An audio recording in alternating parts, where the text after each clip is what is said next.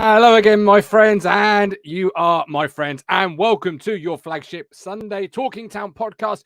We are a little bit earlier than normal. I couldn't wait, to be honest with you, to get straight back in this chair and talk Ipswich Town Football Club with you all. I wanted to start the show primarily on a personal note and just say how great of a day Martin, had yesterday, meeting all of you, new friends and old, just seeing the community building up around the show.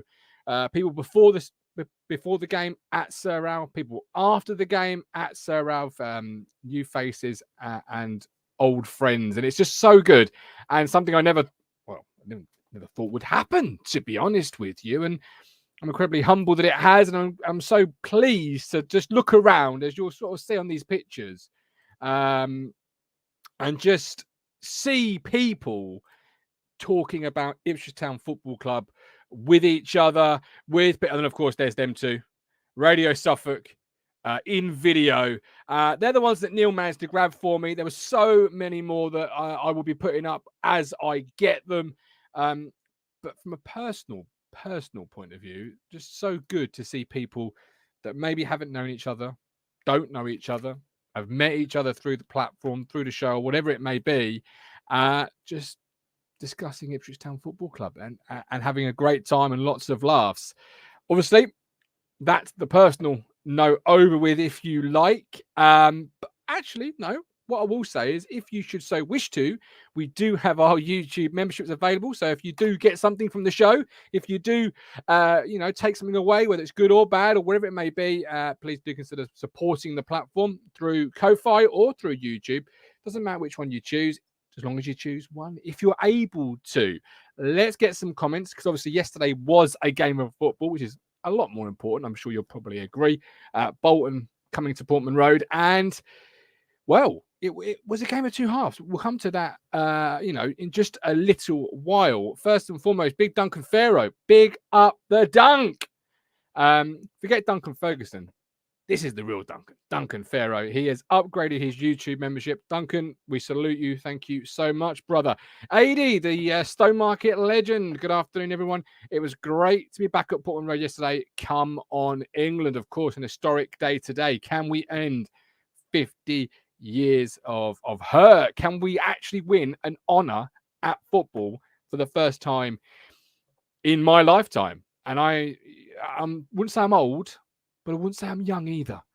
Stephen Parry, YouTube member, good game yesterday, more positives than negatives for me. Fans were excellent. Rob Holmes, afternoon everyone, really enjoyed yesterday's game. Ashley Harris, what a game. John Jules was awesome. Morsy and Chaplin, superb second half. Rob Holmes, Morsy was his man of the match. He was also the cruncher, who will be with us very shortly. The excitement there causing me to need choke on my own saliva. I mean, that's a new experience for me. I've never done that before, but, we live and we learn. In boss midfield second half, TJJ looked some prospect. Facebook, we have a buzz now. And we all want to talk town. Well, talk town, talk in town, talk of the town. We've been known by many things. A few of them I can't repeat at 1:30 on a Sunday afternoon, to be honest with you. But we don't listen to those. EJ Norris, nice to see everyone yesterday. Good to see you too, EJ. Gavin, great atmosphere yesterday. Tom James. Now, I've got a story about Tom, right? He travelled all the way down from Sherwood Forest, of course. We were sat in the same stand, of course, because all good people sit in the greatest stand in English football, the cobbled stand. And then at halftime, I turned around and he disappeared. It turns out he went looking for me. I went looking for him. And as you so often do in the cobble stand, you just ended up missing each other. So we didn't see each other at all at halftime. But he did say he enjoyed the view.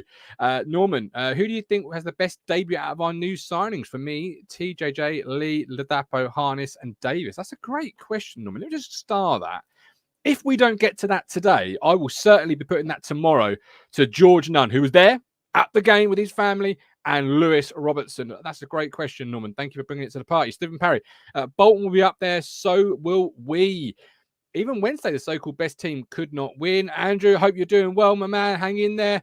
Gavin, Ladapo looks slow. Got Ladapo on my list of things to talk about. Mr. Neil Moles. You know Neil. Turns up when it's summer, not when it's winter. Love you, Neil. And yeah, he wasn't too impressed with Big Freddie. So we'll certainly be talking about him. What I've got for you this afternoon. Overriding thoughts from the cruncher. Let's see how he's feeling now. He's had a bit of grub, a sleep. Too good, too bad. The next 4 Lionesses, of course. And if we get to it, threat off the bench. I say if we get to it, because obviously I will drop a link into the live chat. You are more than welcome to click that and come on your platform to have your say in your own words. But we are limiting it to 1, possibly 2 people today, because I've got some birdies that are being judged. Well, they've already been judged. I don't know how they've done. And I need to go and get them. So we can't go on all afternoon like we have been known to. But we have got Talking Town Extra Time tomorrow night, 8:30 live, where if you do not get on, if you click the link and you are unlucky not to get on, we will certainly put you on first, as we always did last year, first on Talking Town Extra Time. Right. Before we go any further, let's get a word from our partner just out of the way, and then we can get straight in. Ipswich Buses, your local bus company. Don't get stuck in traffic. Ditch the car. Go green. Go contactless. Go Ipswich Buses. Fares available from £2.20 return, a fantastic price and a fantastic service. Ipswich Buses, proud to partner with Talking Town. Don't know who does that voiceover, but it's a beautiful voice delivered with expertise and general loveliness. Yeah, looking forward to seeing what everyone's going to say today. Obviously, first game of the season. I won't be showing you the league table. For those that are new, you won't know. But for those that were here maybe last year, you'll know I like to put the league table up to start the show. But I won't be doing it until possibly 10 games, possibly early. I don't know. We'll try and see. One thing I would like to say, actually, is about yesterday's shows, the pre-game and the post-game show, before we go any further. I loved the vibe. I loved doing them, but I'm terribly sorry. The internet signal was not fantastic. That is due to the fact we had 30,000 fans at Portman Road, and there was a signal jam. I will try and kick the internet box into gear, but if you've watched both our shows, I apologise for the internet issues, but we are a live broadcast. These things do happen. We live, we learn, we roll. Rob Holmes, Gov, I'm trying to become a YouTube member, but the link doesn't seem to be working. It might be my end. I will send you a new one, Rob. Just give me one memento. Marvin Lee, we did well. Their keeper saved them twice. We are a much better team than last season. Next game, Norman, I can see us winning the next 4 yesterday was the hardest game of the first 5. Stephen Parry, quick on the buzzer. He is in the VIP area already.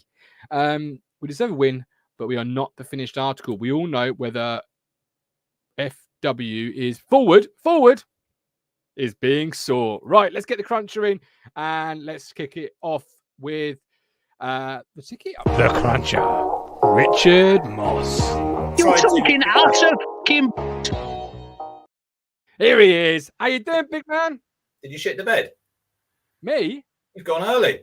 Yes, mate. Well, I'm in a hurry, and I wanted to thank the people for yesterday and the community. How was the bird show? Because I know I was reading your I haven't done it. Well, I've been there this morning, but I need to go back this afternoon, obviously, and just pick them up. They won't have won anything. But that doesn't matter. Special day for you. I was reading, so thumbs up to you, mate. Well, it's my home show, so yeah, it's always a special one. And we got rallied on Thursday. We got told bring as many birds as you can to keep the numbers up. So there I was, 6:15 this morning, pulling birds out of flight and pulling their spots. Not the one before a cup of coffee, but what is the one, Mr. Moss? Is what you've been doing with the ticket giveaway. Yesterday was the first home game of the year. Yeah. Who had them? Talk me through it. Boom. So we had a little bit of a glitch in the draw on Wednesday night because I messaged Martin because I was reffing and I said, "Who's won the tickets?" So Martin sent me 2 names and I said, "Hang on, it's only one person." I went giveaway crazy. What can I say? It doesn't matter. So the guy Gavin couldn't make it. He was in Ireland. So he couldn't get the time off work. So we went to the next guy who won, and it was a guy called Julian, who actually was a Cambridge fan, but he subscribed because he loves the channel. You don't have to be a Town fan just to subscribe, out there. So if you're not a Town fan in the chat, I know there's a Charlton fans on there, Posh. Yeah, press the button. Everyone can be in, and you can still win it, and then you can donate it. So he wanted to donate the tickets. So I went back through a couple of messages I had, and there was a couple of people who wanted to take their kids. So I went to the guy, Cole, and he's everyone in the chat, and Colin met him yesterday. His dad, if everyone remembers Winston Chapman, mine, this is before your time, he was the groundsman at Town. Cole is Winston Chapman's son, and his granddaughter went as well. Gracie went yesterday. They sat in the Alf Ramsey stand. We got a couple of pictures of them that I've sent Gov. So have you got them available? Are they there? I have got them available. Yep. Sorry, I was just trying to get the link for the YouTube membership for Rob. So, I have got them available. The draw for... There you go. Look, that is the view from you. You know when you buy a ticket, Martin, nowadays for like a concert or you go to an event and you can have a look. Seat view. From my seat. That is the view from the seats in the Alf Ramsey stand. So if you want to be in the draw, no, don't show that one just yet. Sorry, trigger finger. If you want to be in the draw for MK Dons, it is now open. So what do you have to do, Martin? Tell everyone what you have to do. You have to take a preview of your subscription and send an email or a DM to that man there. Details are in the last one. Details are on Twitter. Are you saying no? Is that wrong? No, I said I'm not hard to find. No, you're definitely. Oh, God, no. Wanting criminals should borrow your play, but anyway, sorry, We've got until a week Wednesday. If you want to enter a week Wednesday, Martin will be doing the draw this time, and he will be getting it correct. Because if he doesn't get it correct this time, I'm putting the names in on a little bit of paper. I'm screwing them up, and I'm going to put them into a bowl. To be fair, I did offer. I did say, don't worry, I'll cover it. But it all got sorted. Look, it's good. Like we've done some really good things on here, Martin, since we've been going. Back giving stuff back to the community. So this is another thing, and hopefully, look. I like it that yesterday Cole took his daughter. Young fan, and you go to that game yesterday. Look at the amount, Martin, of young fans you see walking around that ground with Town shirts on. Yeah, absolutely fantastic, and that's what we want to try and do on here. But yeah, get yourself in the draw. Hit subscribe if you haven't already subscribed, and you could be at Portman Road for Milton Keynes Dons. Absolutely, that will be what we hope to be a big game. Obviously, they're a team you expect to be in the top 6 there or thereabouts. Certainly, come May. But yesterday, let's rewind. Bolton 1-1 at home, a game of 2 halves. What's your overriding thoughts first and foremost? I asked people yesterday's show, are you more positive, the same, or less positive than when you walked in? Where are you? What overriding thoughts would be if you rewind to a year ago, Martin, when we drew 2-2 home to Morecambe and we scored a last-minute equaliser. Yeah, we're light years ahead of that, where we were at that point. I agree. Yeah. Yesterday we didn't start well. I think everyone who's watched the game, first 20-25 minutes, look. When you, like Colin was saying about they're looking good in pre-season. I don't read anything into pre-season, Martin. You've not got the intensity of the games. You've not got the size of the crowd. The heat yesterday, we were there. You wore the wrong T-shirt, didn't you?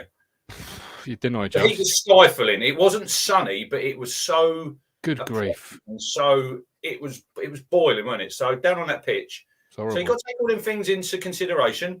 Bolton are a very good side. And I thought they pressed us really well, didn't really let us out for that first 20-25 minutes. So you have to give them some credit. We didn't really get going, did we? No, we carried on our pre-season starting slowly.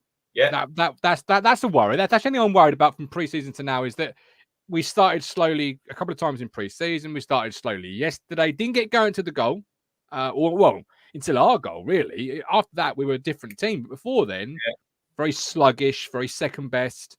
But Bolton did well. They pressed. They came with a game plan to not allow the back three to play out, as it were. Yeah. I was impressed with Bolton. But the sluggish starts to worry. I saw the Matt Stanhope this morning. He was on about, he was doing some gestures to the crowd and all this. And I said, Matt, if you're getting stick as a player, Martin, from from the opposition crowd, you know you're doing something right. You know you're a threat, don't you? If you're not a good player, nobody bothers about you. No, right? no. He is good. And I said to the guys who sat behind me, I'd take him every day of the week in our team. So I mean, he's got a bit of an attitude, you know, but I liked him. But second half, did you notice him on the pitch? No. Snuffed him right out of it. And I tell you, my main takeaway from that game yesterday, mine, was we should have won the game. We're going to talk about Sam Morsy's miss probably later on, but we should have won the game. But the fitness levels, we looked fit coming into that 90 minutes, you know, and we're still going right at the end there. And look, it's disappointing we didn't win the game. We know that. It's a home game. You want to get 3 points. But Bolton are a good side. Bolton will be up there. I'm pretty sure they'll be somewhere in that top 6 this season. So there's a lot of positive things to come out there. I thought the subs were good when they come on. 1 or 2 sort of struggled in the game, but it's first game of the season. You know, it's a lot of lads making a debut. You got to get them partnerships together, and I thought it was. I really enjoyed that. I enjoyed the whole day. It was great, wasn't it? We went in the fan zone. Yeah, I met Carlos Edwards in there. Had a chat with him. Obviously, the statue was absolutely fantastic. The amount of people we had there before the game and after the game. That's why I started earlier. I wanted to thank them all because it was just amazing to see that many new and old faces. It was brilliant to see. It really was. Do you think it's all about, like you said when we started this is all about community, you know, and you've got people like Vicky was there yesterday, been through some real tough times. And it's really good to see her, and it was just brilliant. And it was just a bit disappointing we couldn't get the 3 points, but listen, it's one game of 46. Let's not get too carried away. One game of 46, not get too carried away. Good points. A conversation I had on the way home with Neil was something very similar to yourself there. If you compare it to last year's home draw to start the season, that game we snatched it at the death to claim a point, and we all tried to dress it up, you know, put lipstick on a pig, as they say, to make it. Max, I didn't crush my chair. It was my chair gave way after the goal. It was so rusty, Martin, underneath it. You've never seen anything like it. The guys behind me said, "Oh, you've summoned well." Yeah, there you go. We're going to get a new one now, so you know I wouldn't be too worried about it. But we were so different to last year, which is good. Obviously, good to see. But Ladapo came up as conversation. Neil wasn't too impressed with Big Freddie. He says, I thought he did okay. He was feeding on scraps and a very isolated figure. This is the thing that when you're playing with just this lone striker and you're up against 3 centre halves. Look at Santos, Martin, the size of him. Best player on the pitch. Yeah, it's very hard for him. I didn't think he had his best game, but I'm not going to sit here and say, oh, he's rubbish, you know. But I think he'll score goals. Freddie Ladapo's got goals in this league, right? But I still think that's the only missing piece of the jigsaw for me in a minute. He's that central striker. If he doesn't play, Martin, who plays there? Caden Jackson, no. Torres John Jules, who I thought was absolutely fantastic when he came on. But I don't think he's a lone striker neither. He was off that left yesterday, wasn't he, with pace. Yeah, he's raw. Some days he'll look really good and some days he'll look absolutely phony. I think he could be sub at 65 minutes. Just for pace. Coming on against these teams who are tired, chuck him on there. But it's not like you said. I don't think it's going to come off every week for him. So let's just be a little bit sort of on the level with him. But I still think we need that bit of power up front. Them games yesterday, it was still a little bit like last season where we sort of huffed and puffed and we didn't really create masses of chances, did we, second half? We didn't. That's what I've just written down. That's why I've put ×2, as in, do we need 2 players then? Because for me, chance creation yesterday was, again, same as last year, almost non-existent. We can go over him because the name will probably pop up. Every day of the week, Colin's probably in the chat, Sonny Aluko, good footballer. Give me Bursant Selena over him any day of the week, twice on a Sunday, right? Aluko's a good player. I'm not saying he's not, right? I'm fantastic on the ball. End product is what we need. Now, we'll see throughout the season. We'll see throughout the season what happens with like him, Chaplin, Harness, who I thought was quite quiet yesterday, Martin. I thought he didn't really get in the game. But it's like Kieran said, they took Davis off. They took Harness off. They've done their work. They've given them an hour. And then they brought players on who can stretch the game. Greg Lee, I thought, was excellent, Martin, when he came on. I thought he'd give him another sort of dimension down that left-hand side, because first half, it was still the same old down the right-hand side with Danassian getting forward and Burns, whereas we're still too lopsided. That centre-half who plays on the left-hand side does not get over the halfway line. No. So if you're playing that three at the back and you've got your right one who can go forward, surely that left one has to do the same. Well, that's ideally what you want. Yeah, it is. I'm just looking at the chances created, because we've just had a comment in the chat there from excuse me, I've lost you, but it was about 17 chances created. No, can't find it. 17 shots. There you go, by Jason Clayton.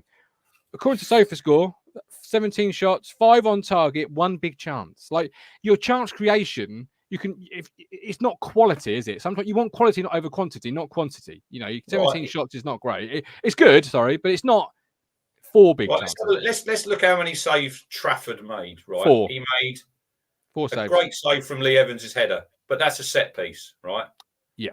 Open play. He had one from John Jules, but that was when they got caught. I think they were taking a short goal kick, weren't they? And we robbed them sort of just outside the 18-yard box.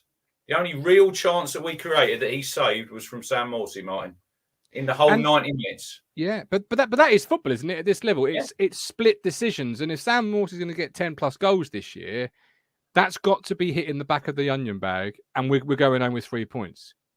It's a sitter. It's a sitter. He's done everything right. He's timed his run. He's in there. But he's what? You've got he's what? 10, 12 yards out. Centre of the goal. Yeah. Goal, whole goal to aim at. Now, listen. Sam Morsy won't need me to tell him or anyone to tell him that he should have scored, because he'll know that, Martin. He'll know that he should have scored. But if you're that box-to-box midfielder who's getting in there, I said yesterday, Tommy Miller, every day of the week, timing that run there, Martin scores. 99 times out of 100, he'll score, because if you look at that, the goalkeeper goes down early and Morsy doesn't really get a good connection on it, does he? He just sort of scuffs it at the keeper. If he lifts it over him, it's a goal. But it's small margins, like we've said before on here. It is very. But I don't want it to. It's one game. Yeah, it's one game. But I don't want it to be a case of, we played well again, but we didn't score. We had chances, we didn't take them. Said yesterday evening on the show, we've got to be ruthless, Martin, this season. Yeah, and that's it. Are we ruthless enough, Tom James? We weren't yesterday, were we? No. Well, no. It was carry on from last year. Really, let's be honest. We weren't ruthless last year. We weren't ruthless again yesterday. Yeah, a little bit disappointed with that. I think we were talking pre-game, weren't we, about I think the players that we've got probably had enough in them, but it just didn't work. And I think what you've touched on is we need a second number 9, really just a lot of battering ram who's got to kind of do that dirty work. I think Ladapo did a bit of it, some nice touches, but we haven't got like a strong Murphy type, and we haven't had that in ages anyway. So that's what we need. But yeah, I thought, midfield was all right. Central 2 were excellent, but there just wasn't enough width, was there? Thought left back was still an issue until Greg Lee came on. And yeah, it's kind of a mixed bag. I'm not really worried about anything, really. I think I trust McKenna to learn from that. It's the first game of the season, and I think we'll be all right long term. Yeah. Whose debut did you enjoy the most? You've obviously got John Jules, Lee, Ladapo, Harness, Leif Davis, who we'll come to in a second. But whose debut did you enjoy the most? Yeah, John Jules, I think by probably a country mile, was the most standout player. Harness was quiet, like we've just touched on there. But yeah, it's not a case of writing any of these players off. It's just they need time to get into the system. I think with Leif Davis, again, I touched on this yesterday at the statue. It was just, I don't know why he was brought in so quickly. I think Lee's got used to the system and the patterns that we play. And yeah, has he unpacked yet since arriving in Suffolk? So yeah, I think he will be the number 1 going forward, but I wouldn't have put him in so soon. And it kind of shown, Leaf was a little bit off it, but I think he'll come good longer term. I think we'll start with that actually, Tom. Go on, Rich. Good comment there, Tom, from Lewis. It's what you said about the Murphy type. We need someone up top who can play between the posts.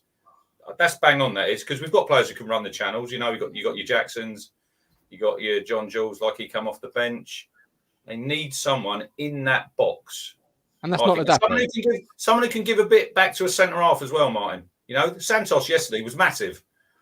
Jackson came on, and I thought he'd done all right, but he never got past him, did he? There was one time there he was 1-on-1, and I thought, right, use your pace.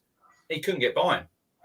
No, I thought the balls over just weren't quite right for Jackson because, like, Santos was huge, and I was like, Jackson will have him for pace here, like, any day of the week, but they just weren't quite further enough, and a lot of the balls from the midfield were just a bit off to the forwards. I thought that was one that just wasn't great from us, despite the defensive work that we did in midfield. The attacking wise, probably just wasn't there for us. But final ball not quite good enough at the end, was it? Yeah. The thing is, the Dapper doesn't strike me as a channel runner. I think he's the striker to play between the posts. Do you know what Carl Brooks said about him? I was talking to him last night. He said he runs like he's carrying a piano on his back.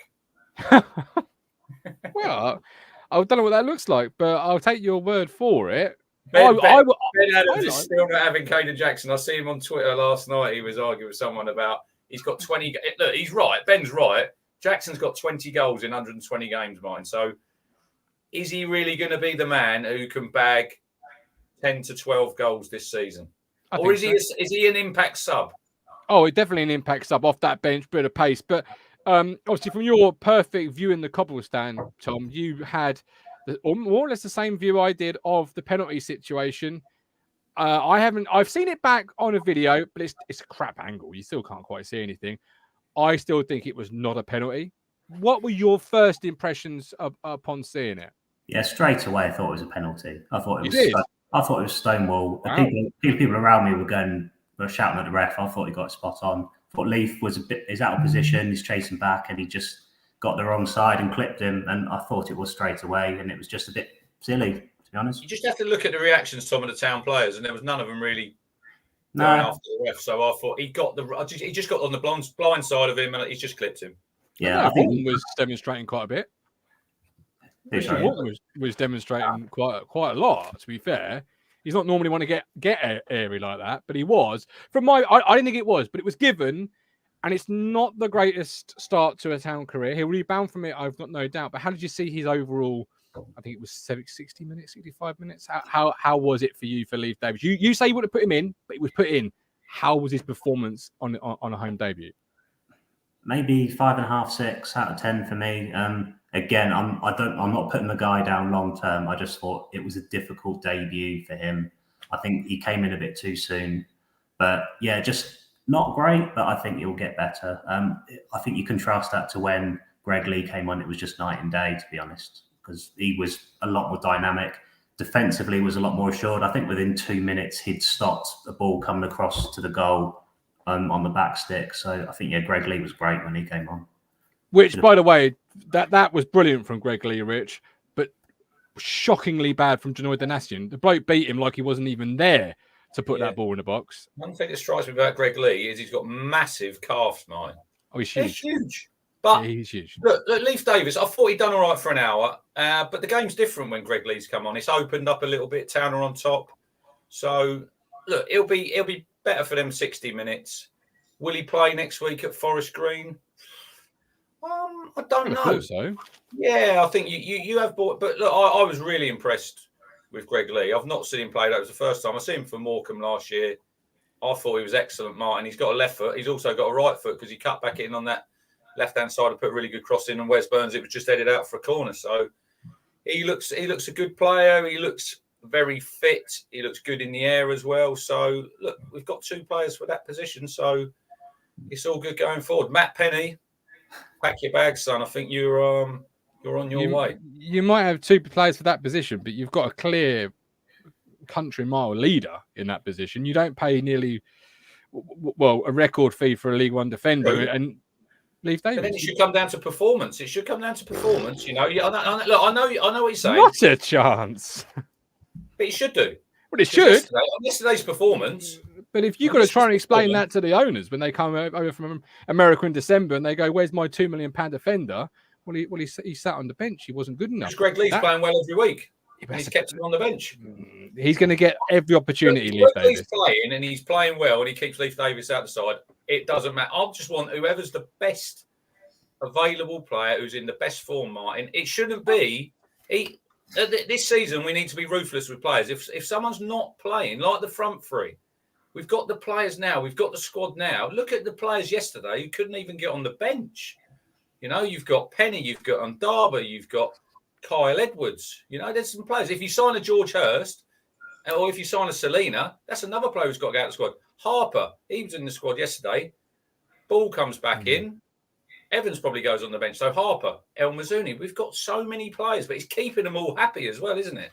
Yeah, oh, absolutely. But what I was trying to allude there, Tom, was Leif Davis is going to have every opportunity to lose the shirt instead of it almost being a fair competition. Is what I am sort of Stephen Parry proposing. Hang on, owners don't care if we all. No, they don't care. But you're not going to have this.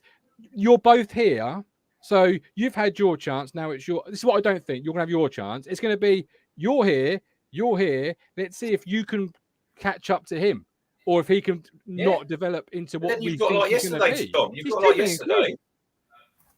Leif Davis has given an hour, and then Greg Lee can come on and look what he done for the last half hour of the game.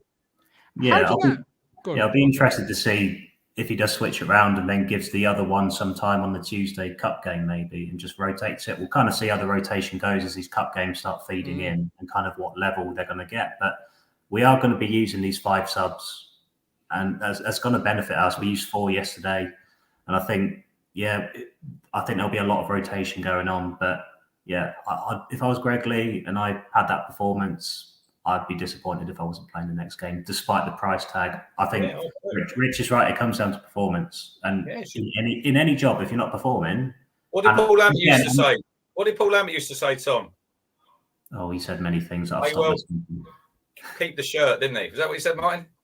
Something along those lines, yeah. But then, this conversation will rumble, you feel, because it then comes down to performance of my management team, not McKenna. Above that, why have we spent that much on a left back that isn't head and shoulders above the one we've already got? But that's a conversation that will develop. Either it will or it won't, and it will settle itself in good time. It's a good position to be in, though, when we've got 2 players for a lot of positions, isn't it? Not when you can't score goals.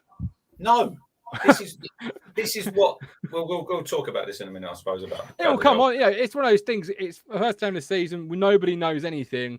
It will either become a thing or it won't become a thing. And it's just an interesting thing to watch. Because I agree with both of you. Greg Lee played really well when he came on. And he'd be upset if eventually doesn't get the opportunity if he carries that on. Had a great pre-season by all accounts. It's an interesting one because you've got 2 left backs that right now are very similar, very level, very, neck and neck in the race. But time will tell. Tom, I'm going to have to let you go. Got to bring somebody else on in a second, but we appreciate you coming on. Right, good to see you both yesterday as well. Good to see you. Good to see you. I can't wait. I just want to fast forward, really. Just to 10, 15 games, just to see where we are. Fast forward to 10 games and then see where we are. And I think we'll be. Look, every game's a big game, but it's starting next Saturday at Forest Green, Mike. We've touched on before about these teams that were promoted, and we've took 4 points last season. This season, we need to be taking maximum points from these teams that promoted. That's a 20-point swing that we can make up just like that. Forest Green, this will be the biggest game they've had in their history. It's a village. Soak that in. It's a village. I'm sorry, run that past me again because I've got Forest Green. It's a place called Nailsworth. It's a fucking village. Sorry, I missed you. I missed what you said. I was thinking, I've heard of it's a marathon, not a sprint, but I've never heard of it's a village. We're off to a village. We're playing in the bloody village. This is the league we're in. We need to get out of here. This is a local club for local people. All right. Good. I do love League of Gentlemen. That is a good show. Right. It's not going to need the market. This is. Don't be dissing the Needham. I'm not dissing Forest Green. They had a great result yesterday. They They beat Bristol Rovers 2-1 away. So look, fair play That's to a them. bad village people. YMCA. This is going to be their biggest game in their history on Saturday. They'll be bang up for the game. So we need to go there, right, mind, with the right mentality. Like Kieran said, we need a great week's training. Get up there, get the 3 points, and get out of town. Yeah. Before I bring Parry on, I have got 3 people waiting. As I said at the start of the show, I was going to limit it to 1 or 2. If you don't get on, you'll come on tomorrow's show for definite. 100%, you'll start the show. But I'll try and get you all on it if I can, time permitting. Wes Burns, you gave him a 7 in your ratings. Got a little bit of stick on the old socials. Not. People give me stick, and then I said, "Look, there's a mic here for you." Oh no, I've not got the face. No. Don't lose your bottle, people. But I did agree with them. Wes Burns a 7. I didn't see it. Before you come into the game second half, I thought he'd done all right. Affeline was out the game down their side. Didn't see him. Where was he second half? I'll tell you yesterday, talking about Sam Morsy, there was an instance in that first half when they had a breakaway. He was chasing him back, Affeline, and he kept pace with him, Martin, the whole way up to the 18-yard box. And I thought, fair play to you, you know. He's a flyer. But our captain, he was straight with him. But he was brilliant yesterday, Morsy. Apart from the miss, man of the match for me by a long way. Long stretch. Yeah, I felt he grew into the game, certainly. I think our massive problem for us first half was our 2 midfield players were not in the game at all. Not in the game one iota. The first 15, 20 minutes, Morsy didn't hardly get on the ball, did he? No, and Evans passed the ball to anything but a blue shirt. Interesting, if balls fit next week, what would you do? I would play ball every day of the week. Yeah, I think you're right. I thought Evans came into the game. He scored an excellent goal. Wasn't it nice that we've been the coaches when we had Cook, didn't we? You know, Jeffers and Roberts. But that comes straight after, worked on that on Thursday on the training ground. Just like Spurs. You remember Spurs, Martin, used to do that? Teddy Sheringham got quite a few goals like that. That teams just didn't work them out and they still kept doing it. And we tried it again, didn't we? Second half. We tried one and it got blocked. But 3 corners it was. All it took, guys, this season. And we've scored from one. It was a well-worked one. And they only had a second one, as you say. And in fact, they should have done. Good header from Evans. But, you know, other than those moments where I don't think Don Ball couldn't do what Evans did there, in the game itself, how did you see Wes? Well, I want to talk about Wes Burns because he's a big player for us. Is he untouchable? Is he at a point where if you're like it was yesterday, 1-1, 70 minutes, I would have brought him off yesterday, personally. He wasn't really in the game to the point where he wasn't. He's laid on an absolute sitter. Should have had an assist at the end. But breaks he didn't. Away there. Connor Chaplin, meanwhile, when he went off, we kind of stopped playing a little bit. I thought Luco, out of the subs, Martin, I don't want to keep going on about Luco, but out of the subs, I thought he was the one who made the least. He made the least impact, didn't he? Possibly. I let other people talk about Luca. I've talked about him enough, I feel, over the summer. Lewis Robertson, Burns did well against Affeline yesterday, playing right wing back. It can't be what he does going forwards. Again, people seem ready to dig Burns out. It's ridiculous. Need to get behind players. I don't know if I agree with that. Dig it a bit like when Tom was talking there. Like, you can talk about a 90-minute game without it being his whole Ipswich Town career. So if I say, for example, Leif Day was absolutely terrible yesterday. That's yesterday. That doesn't mean he's going to be terrible next week. Burns for me. He's got enough credit in the. Oh, absolutely. That was the question. Is he untouchable? And I see people saying Dadashian didn't have that good a game, and I thought he was decent as well. Sometimes still gets a nosebleed when he gets over the halfway line about 3/4 into the opposition half. But it is what it is with him. At least he gets forward. This is what I'm saying. Whoever's playing the other side on the left centre-back, mine, he didn't cross the halfway line, Edmondson. Didn't cross the halfway line once, so we're still lopsided. Then it comes down to, as we were saying through the summer, who is the actual better defender, JD or Edmondson? Because for me, it's Edmondson. Nah, Dadashian, best one-on-one at the club for me. He got absolutely rinsed yesterday for a one-on-one. Oh, was that one? What about George Edmondson when he nearly got robbed? Then he won the ball in the penalty area, tried to piss about with it, and then got robbed.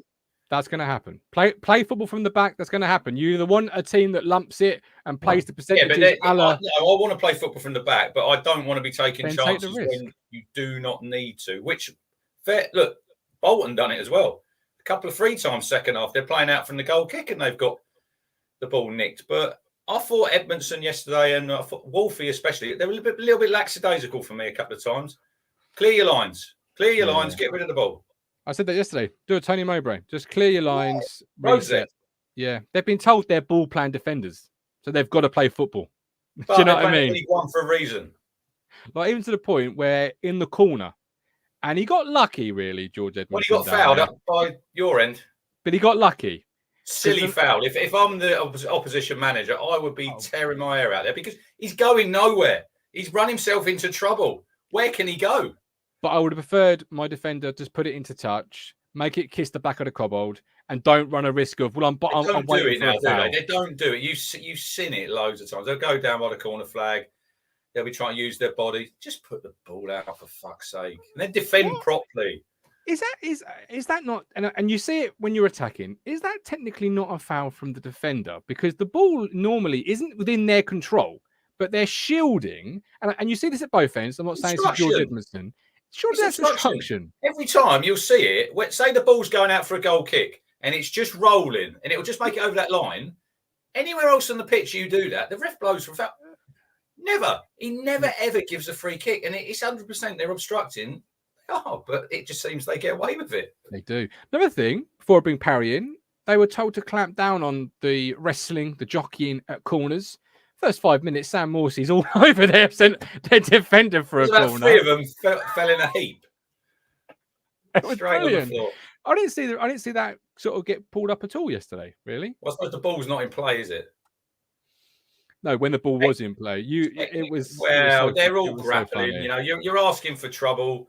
If you've got your hands on anybody when there's a corner coming over and the penalty's given, like Jonas Knudsen, when I've come remember in the show in the week, the Reading. The only time referees have ever cracked down on it. There you go. But this is another thing, like when they said about they're going to be clamping down on the goalkeepers taking time. It didn't really waste much time yesterday. But these rules, Martin, they come in and 2 months later, they're fucking out the window and everyone's forgot about them. Like the old 6-second rule.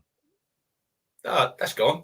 That lasted about 5 minutes. I remember when you used to count, everyone used to count 1, 2, and then you think, well, he's held it for 10 seconds and you're still not blowing your bloody whistle. But it is what it is. Referee set out with all good intentions, but no. I thought he was all right yesterday. I agree. Was okay. I thought he had a decent game. I agree. Yeah, there was a little bit of time wasting towards the end by Bolton, but they're going to. They've come, they've took a point, they're happy with that. Even if you listen to Ian Evatt after the game, he's basically said they did get a little bit lucky, he said. And he's admitted Town are a good side. And I like it when an opposition manager comes out and he's actually honest. And he was. He said they got away with it. But they're happy with a point. They're probably happier than we are with a point, Mike. Oh, yeah, without a shadow of a doubt. They're happier than we are, Mr. Parry. Good afternoon. Good afternoon, sir. How are you? At the end of the day, it was a good game. But it was the first game. We're all talking about during pre-season, there's certain things you can't learn from pre-season. And it showed it yesterday. You don't know what it's like. You don't know what players are going to be like when points are on the table, when there's 27,000 in the ground. It changes the dynamic of a game so much. I think some people have been a bit harsh on Leif Davis. At the end of the day, if Lee had started that game, would he have had as good a game? We will never know. It's different. It's totally different. Pressing so hard, would Lee have got out like Davis could have? And I think sometimes Edmondson don't get the credit. When Leif was going forward, who was there sweeping up when the ball went over his head? Edmondson, virtually every single time. It's not his right position, but he switched into the left back position when Leif Davis went forward. So there is partnerships being built.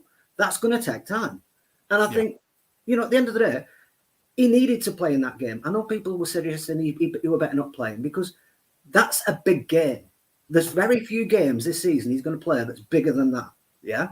And we need him to be on form in the big games. If you don't play him, we wait till Derby, we wait till Sheffield Wednesday, then throw him into a big game. It might be more important then than it is today.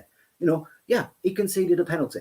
What I think that was is I think it was not being used to League One referees. He'd been used to Championship referees and Premier League referees. And you probably have a bit more leeway, especially in the Premier League when you've got VAR. You know, we don't have that. We just have some guys come out the pub. And that's a penalty of VAR anyway, Stephen, that is. Oh, I agree, it was a penalty, but higher up the divisions, you don't normally get penalties for that. I've seen Premier League teams get away with them. You know what I mean? They put the ball on the line and it's a free kick. You know, happens every day. But the top and bottom of this, I think that was naivety for him, not being used to the league. He's going to learn from that. Is he going to be a good left back? Of course he is. You know, he was getting up and down the field. He was doing what it said on the tin. Yeah. And I just think in time, he will get better. You know, from performance-wise, Lee was better. But I do think it's harsh because it's horses for courses. We were on top when Lee came on. And at the end of the day, if Lee had started that game, we might be going, oh, well, Leif Davis was a better player. You know, we just don't know. When he came on. It was. So it's hard to criticise him. But Leif needed to play that game because it was a big game and he needed to say, look, I'm here. I can make. And he'll know now he can manage it. You know, he's been in these big games. And when we come up against the Sheffield Wednesdays and the derbies, he's already experienced that sort of huge emotional roller coaster. And I think a lot of people underestimated Bolton. I know we all said they would be up there, but they are a good team.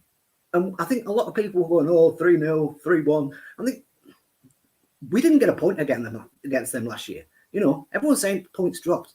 Well, if you compare it to last year, it's a point gained. Yeah. It's 2 points for them because we didn't get nothing. No. You know, that's the way I'm looking at it. Good point. And I would say, obviously, with Davis, he's got to be a little bit behind the pace, a little bit rusty. He's not had a full and proper pre-season. Australia. It's been in Australia, for fuck's sake, you know? Yeah, you know. I did say on Twitter after he conceded that penalty, I said, look, he's only going to play an hour. You could tell by the way me and Kieran McKenna were talking that, you know, he was only going to play. He said he's only had like 45 minutes here and 60 minutes there. And I said, he's only going to play an hour. And he played about 58 minutes, you know. So that's what I mean. Give him time to, you know, equate to the team and to get into the team. But I think he will be a good player. And like I said, yeah, we didn't win. We should have done. We all know we should have done in the end. I think even Bolton fans agree because I went to a party last night and there was a Bolton fan there. Even he agrees we should have won. You know what I mean? But top and bottom, I'm looking at like we need another forward. We all know we're looking at forwards. You know, if we bring off Ladapo and bring on somebody else, maybe he scores. You know, it's like Rich said. It's like we're all looking for something to complain about, and sometimes you just have to take it as it is. You have bad, you know, things don't go your way. It's football. It's like that in every single game. You know, did Man City expect to get beaten like what was it 4-1 by Liverpool? 3-1. They weren't bothered. It was a friendly to Man City. It's not the point though, is it? It's what happens on the day, and we'll learn more from this than anything we can have from pre-season. And McKenna will, you know, we all sit here and go, well, we need to do that. McKenna knows what he needs to do. He'll know that, and he'll go into it and say, look, we're doing this, we're doing that, and we'll get better from that. I hope so, anyway. But absolutely, that's all we can say, really. It is. Paul P, YouTube member. Thank you very much, Paul. Welcome home, brother. Thank you for becoming a Talking Town member. Lots to unpack there from Steve and Rich. One of the ones I'll pull out first of all is partnerships. You mentioned that word early doors when he was of his opinion. Partnerships. One thing that doesn't go with partnerships, in my opinion, is rotation. So you talk about Greg Lee coming in next Saturday or possibly. You need a settled side, don't you? First couple of weeks to get that partnerships, because Dave yesterday mentioned the G word. I won't go there, but he did. You don't get that by rotation. So how do you play the first couple of games from just purely from a selection point of view, Rich? It will be interesting what he does next Saturday, because a lot of people will be saying, John Jules should start with the 25 minutes he had. But then we've signed Marcus Harness for quite a lot of money, and he's done the business in this league, Martin. He knows the league. He was at Burton, 3 years at Pompey. You know, it'll take these players time. And I do agree with you. If it's no good if they're in and out of the side, they need to play with each other. They train obviously every day, but it can't be replicated to like match time, can it? So no. I wouldn't be adverse to going to Forest Green next Saturday. Same 11 starts again.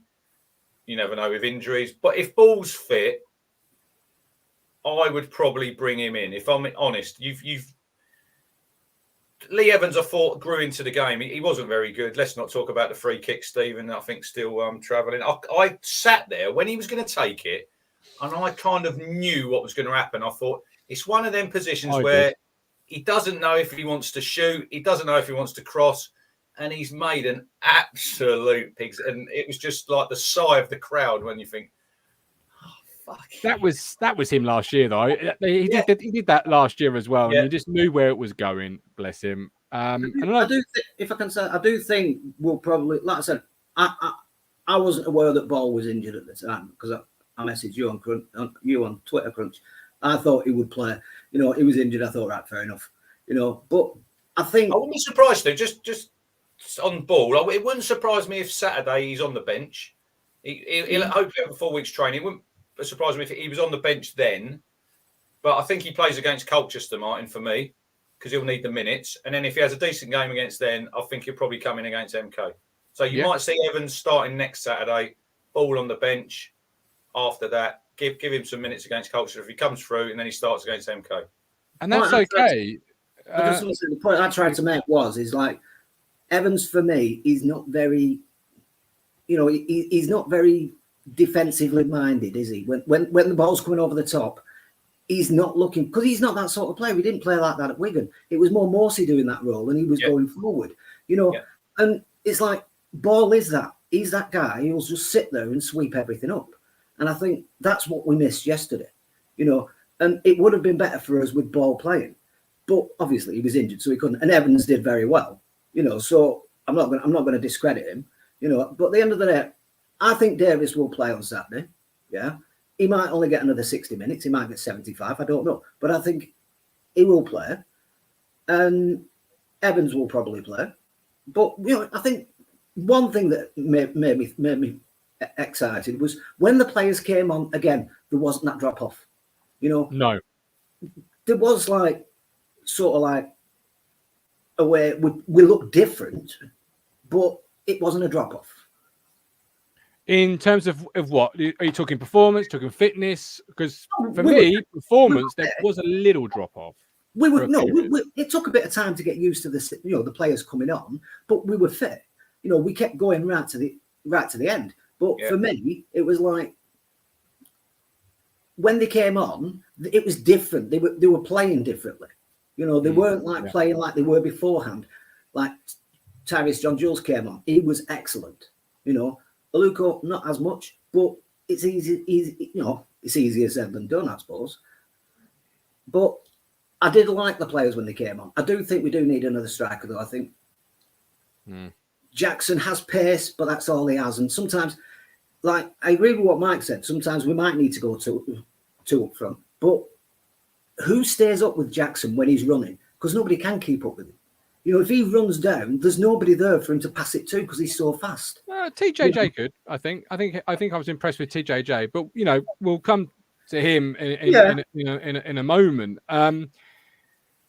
Formation, I guess. As Stephen just mentioned there, would you like to see two up top for the last 20, 15 minutes yesterday? Because personally, I would have liked to have seen how a big Freddie, Caden Jackson combination rolls. Let's see how Santos then plays when he's got a dual threat.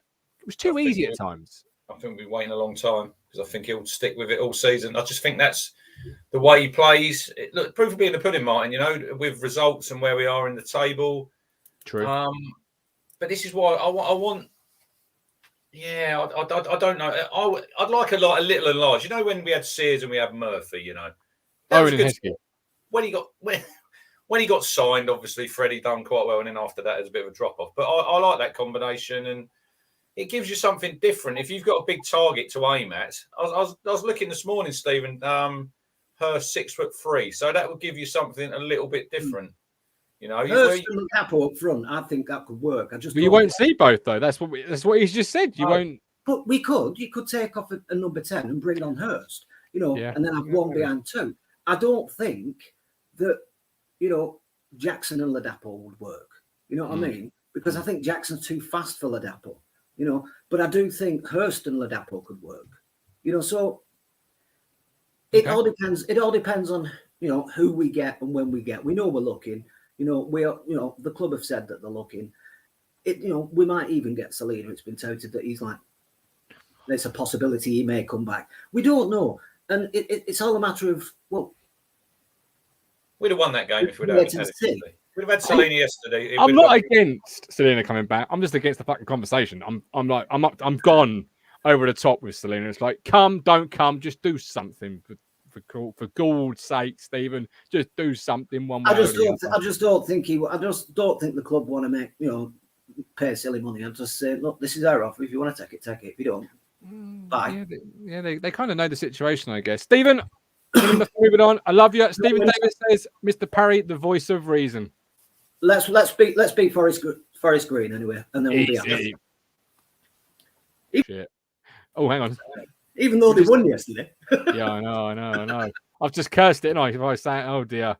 Norman Greenwald, Leif Davis has played less than 30 games in his career. He needs time to learn and get confidence. Ando, small tactical change at halftime by KM. Changed the game. We are in good hands. Also, we look much fitter and stronger over the 90.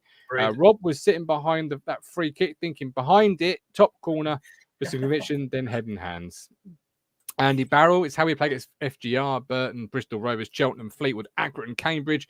Morecambe that decides if we get autos or dropped. Yeah. I'm going to ask you to end the show, Rich, about our next four and what you both expect and sort of demand, if you like, from the next four to end the show. I've got two people lined up. I'm going to try and squeeze both of them in. I can't guarantee I will. But first of all, the Lionesses play tonight. Yeah. Are they going to win? Yes or no? Are they going to end 50 years of hurt, Richard Moss? They've won it 8 times, Germany. I went and watched them at Brentford, and I sort of see them, and I thought, right, you'll be in the final. 87,000 tonight. It's how we handle the pressure, Martin. There's been some games when we haven't started, like the Sweden game. We won it 4-0, quite comfortably in the end, but we didn't start very well, and we give up a couple of chances there. So for me tonight, it's all about that first goal. It's all about the first goal. If we can get that first goal and get that momentum, get the crowd obviously behind us, let's hope that we do it. We're playing at Wembley. Can we do it?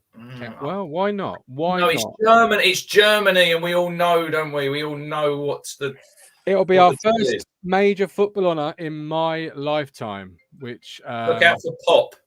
Look out for Pop. And Beth Mead, they're going for the Golden Boot. Both got 6 goals. But it's been really enjoyable. So I've got a question for people in the chat, right?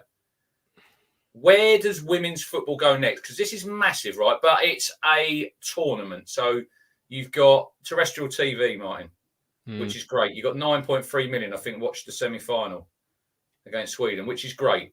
But where does it go? Because it's on Sky. I want to know what the viewing figures would be for some of them WSL games. And another question, double headers. Say, I was talking to someone this morning, say it was Arsenal were playing Spurs, right? Yeah. In the Premier League. And then they said, right, we'll have Arsenal ladies v Spurs ladies playing after. You can stay and watch. How many do you think, and in the chat, out of 60,000 would stay behind and watch that game? Good question. I don't know. I don't know. I don't know is the answer. It's a good question.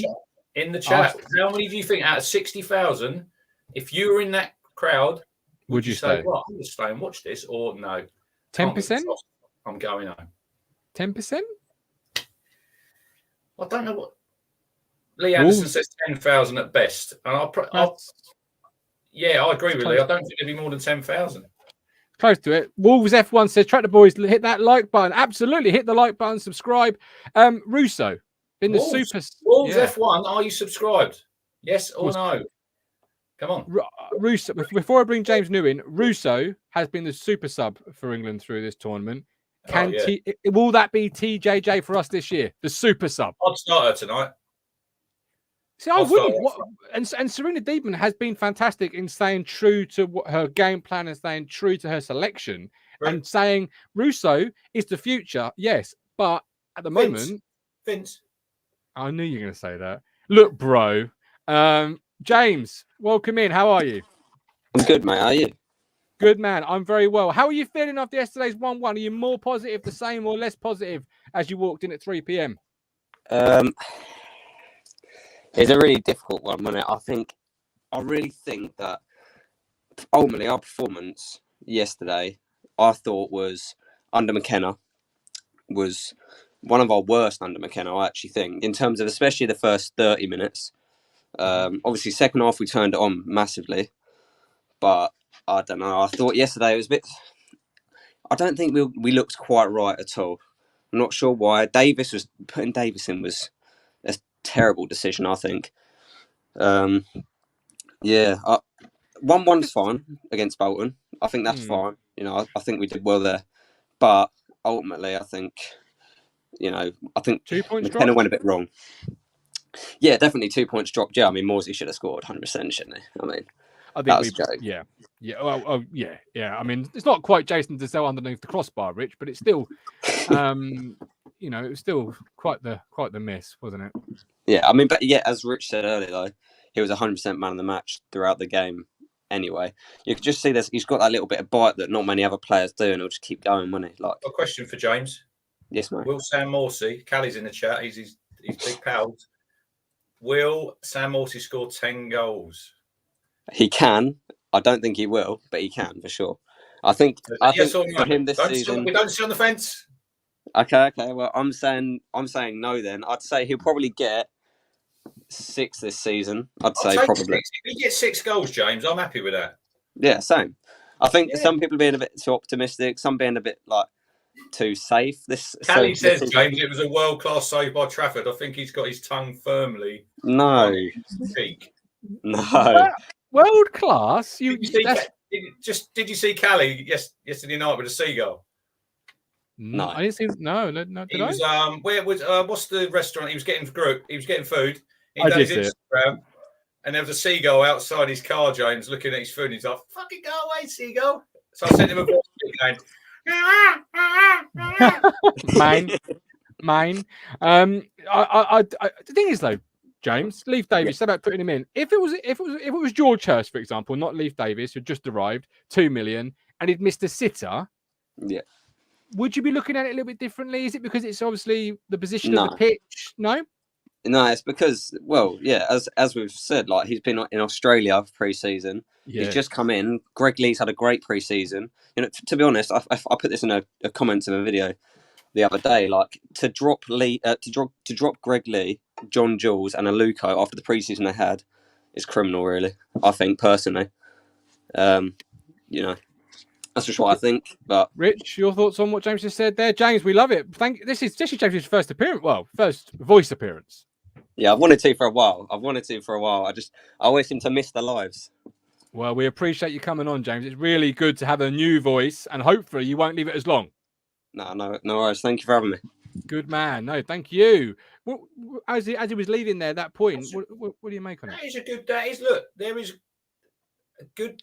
He's got a great argument there because all three of them, this is where we're quite strong at the moment, Martin. You know, with everyone's fit apart from Dom and Ball. So there's a lot of players yesterday could have said, "I've had a good pre-season, Gaffer. I should have been in this first 11," but it's down to Kieran. You know, he's Sonny Aluko.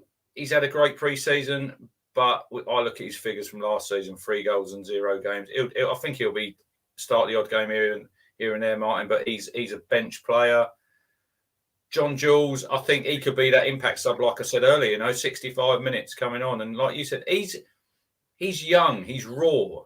Is he producing what we see yesterday every day of the week? No, he's not. This is why he's been sent out to a League One team, hasn't he? Let's not go around the bush here. He looks a good player, but it's still in League One, and he has to do it on a more consistent basis. And if he does, then he can probably start some games. But at the minute, he's a sub. He's a sub for me. Greg Lee, we've already had that conversation. He's so raw, PJJ, that you're going to get really good games from him like yesterday, and in games where you think, a bit like Danny Haynes used to be, where you think, where is the Danny from last week gone? Because this is not the Danny Haynes I remember. Because he's raw and he's developing, and that's why he's on loan at a League One club. You know, we've got That's to why they've remember sent him that. out. He's obviously got talent. He's come from the Arsenal academy, so we can't sit here and say he hasn't. But they've loaned him out because he's got them rough edges that need. You're doing what I said people do. Just because he's from the Arsenal academy, don't mean he's got bags of talent. No, but he's got that on his CV, isn't he? There you go. Yeah. You see, just like Khaled was out on loan, eventually everybody comes round to the Gov's way of thinking. I was really impressed with him. There was a couple of times there. It was just that final touch, wasn't it? When he was almost there, and you're thinking, "Oh, if he'd have just got that." But that was the first time I've seen him. I thought, "Yeah, you're good. I like you." Yeah. As we round up, yesterday's result is a good result, providing you go and do what you need to do against Forest Green Rovers and Burton Albion. They're two winnable. I wouldn't say must win because it's August and nothing is must win in August. But there's certainly, if you get 6 points on those two occasions, yesterday's point looks really good. If you slip up like we did last year to Cheltenham and Co., yesterday's point is certainly 2 points dropped. How do you see the next 4 going? Well, you got Forest Green. Yeah. Milton Keynes. It's FGR, Burton, MK Dons and Shrewsbury. So you got 3 out of 4 away. Yep. But So, I would say 10 points all day, every day. Forest Green should be a win. So It's got no, should be. If you're going to be a top 6 side, oh yeah, you got to beat those 3 teams. points. 3 points. Milton Keynes home game. Win your home games. Yeah. Another 3. Yeah. Then Burton. But I don't think they'll beat Burton and Shrewsbury. I'll go with you. I'm going to go 10 points. I'm going to go 3 wins and a draw. I was talking to Hawks this morning. It's like, how long? Fan. He was talking to David Nugent yesterday at the game. Nearly signed for Town. Only an injury stopped him when we signed DJ Campbell. How long can we go unbeaten? You know. Good question. Looking at these fixtures and what we've got available off the bench, where is the first defeat coming? I'll be surprised if it's in them next 4 games, Martin. We should not be losing to you. I don't want to be disrespectful for teams because we've done it before and it's bitten us on the arse. But yeah, it has to be different this season. It has to be different. You know, they've given the big build up, you know. It's all looking good. It was 26,000 yesterday. You know what I missed this morning, though? What's that? Colin goes on about these. Oh, yeah, the great crowds. I was looking on that league table. Do we get extra points for that? No. We don't. So, We don't. Another question you could pose, and I might do this on tomorrow's show, is when's the first home win coming? Because obviously you had Bolton yesterday, MK Dons at home. I'm taking it that's your one draw. No, MK. We beat MK. You're beating MK, but drawing with who? Who? We'll get 4 points out of Shrewsbury and Burton. So we'll win one of them and draw one. But that makes yesterday's result not great. Because you got to beat Burton. Burton are nothing special. We'll beat Burton. We'll draw at Shrewsbury. If we're going in after 5 games and we've got 11 points, look, you're on your just over your 2 point average there, Martin. So, and then we got James Norwood. James Norwood coming back to Town on the 27th. That's another win. I ain't worried about him. Go into September still unbeaten. I think we can do it. I honestly think we can. Look, we've got sign that extra striker. That's the only missing piece of the jigsaw for me. It's probably I think it's going to be Hurst, isn't it? I'd be surprised if it was someone else. It could be, you know, but I want someone to give you that other option. At the minute, Ladapo gets injured in training, Martin, this week. Who plays up front at Forest Green then? Caden Jackson, the goal scorer. Not on his own, he doesn't. No. All right. Look, I'm going to have Colin come back tomorrow's show to give us his thoughts on yesterday's game. But I do want to get Colin on to discuss what today is and the significance. I'm going to just drop off and get my shoes on to go out while Colin does it. But Colin, I'll talk to you tomorrow on Extra Time about yesterday's game. But instead, I want you to tell us about what today is, the significance, and a brief bit on that. That's fine. That's absolutely fine, Gov. I'm more than happy to talk about arguably one of the greatest managers that this our dear football club has ever had. Obviously, I'm talking about Sir Bobby Robson. On the 31st of July 2009. Where were you, Colin? Where were you that day? Wait a minute, please, Rick. On the 31st of July 2009, 13 years ago, I was preparing for one of the biggest things in my family life, Ian's wedding, on that particular day. And on that day, Friday, yeah, Colin. I was Remember on it just Friday, like it was yesterday. yeah. And on that day, you know, I learned that Bobby had died. Obviously, we was doing loads of stuff in the house and that, getting him prepared for, like everybody would know, like David and Melanie Burns have just done, you know, getting prepared for one of the biggest days of your son or daughter's lives. And I'd heard Bobby had died. So I said to Venetia, she said, "Where are you going, Colin?" I said, bearing in mind, you know, I was getting prepared for Ian's wedding. So off I went up to Sainsbury's or wherever it was, Tesco's, I can't remember now, somewhere I went. And I got some flowers and I said, "I'm going to go to Portman Road." So she said, "Oh yeah?" I said, "Yeah." So off I went. I drove straight away to Portman Road. I put some flowers down at the gate, the main gates at Portman Road, and I more or less drove straight home. And I just had to do it because he was obviously a big part of my growing up. You know, when he came in 1969, I think it was. You know, I was 12, 13 years old when Bobby came, and you know, it's just part of my life and always has been part of my life. And he managed our great club for 14 years, and obviously produced some of the greatest sides that this club will ever see, probably. And we played Newcastle that night. I remember going to that game. I wasn't going to go. That was the Friday, and I remember I wasn't going to go to the game. It was a friendly. I thought, not really. And then I remember driving down, Colin. I tied my scarf on the railings by his statue.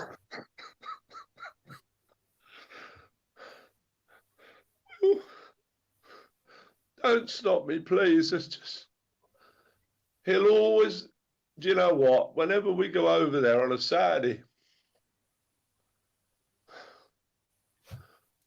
I always look up above the clubs.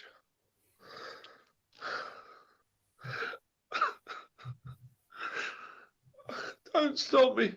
Please don't stop me. I always look up above the club shop. And there he is, you know. And I'll tell you what, whoever put that, whoever did that design, I don't know who did that or kind of produced that, if you know what I mean. I still think that's one of the most iconic. I know all the owners and Mark, Mr. Ashton, Mr. O'Leary have done some marvellous things at our football club. Absolutely marvellous. I saw Mark yesterday. And I said to him, I said, "Thank you, Mark. You know, have a great season." But whoever did that above the club shop, great. I mean, the statue's marvellous. Absolutely. You know, Sean Hedges Quinn, what a man. What a man who produces those statues. You know, Sir Bobby, Sir Alf, the Beat. You know, you know, they're all marvellous, marvellous things, Rich. And they're so close to here, to me, you. And, you know, some people, Rich, look, don't interrupt me just for a sec. Some people, Rich, won't get what we feel. They just don't get it. Some people, they'll say to you, "I do get it, Cole." But, you know, sometimes in life, people say they get it, and I kind of get it to a certain extent that they think they get it. But you know, he he was as close. I mean, apart from losing, obviously, any one of my family, you know, that really, it took a long time for me to get over that. Because you were so lucky. I met him, Rich. I met him on several occasions. I'll always remember. I've got to tell this little story. I always remember about when, because he always brought outside Enterbury Town, always in pre-season. And when we won the FA Cup, you know, we all thought, you know, now they're kind of not big time Charlies, but, you know, being there, you know, a great side, and they've won a major tournament and whatever, major trophy. Yeah, I bet he don't bring a full team, because he always bring a full team, you know, in them days. And yeah, I mean, I can see him. They came on round Meadow Car Park, and he brought the coach, and all the team came off before Bobby, and then Bobby came off last, and one of the players had the plinth, you know, and Bobby came off dancing down the steps with the FA Cup like in his hand, you know. And that was another thing with Bobby. He never, ever, ever refused. And any player who's watching this, always remember this. Bobby Robson never, ever refused an autograph. Never once. And I in one of his books, I read his father, who was, you know, a working class lad in County Durham.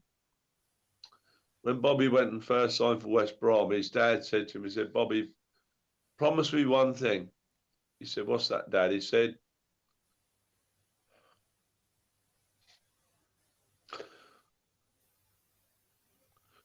never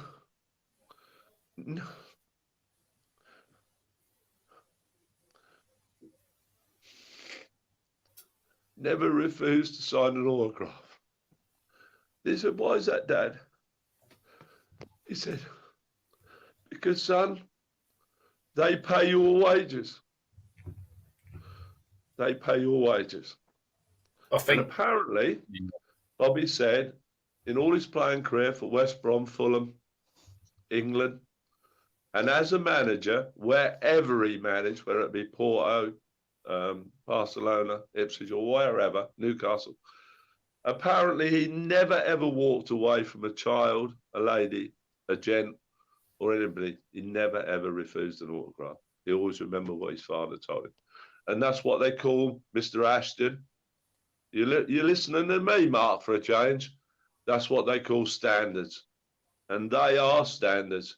And that's exactly what Mark wants from me. Mark and our owners want from our players, standards. And I'll tell you, if you have those kind of standards, I'm sure Mark would agree. You'll climb Everest. If you've got standards, and Bobby always had standards, always, and he always spoke to people. Nobody was ever lower than him, because he came from a working class family himself, Rich, I think you're so lucky, Colin, because I just missed him when I started going 84. You're lucky that you've seen the great sides that he produced. You went to Wembley, you went all around Europe, and you're just so lucky.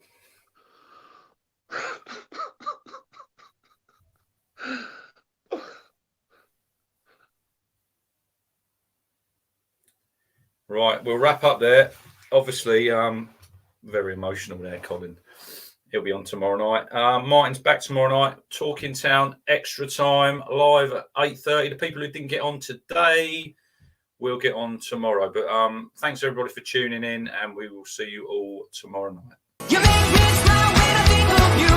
If I get down low and I get blue, I can't get enough. Oh, yes, lover. You make me happy, I feel so fine. Oh, how I wish that you were mine. I can't get enough. Oh, yes, lover.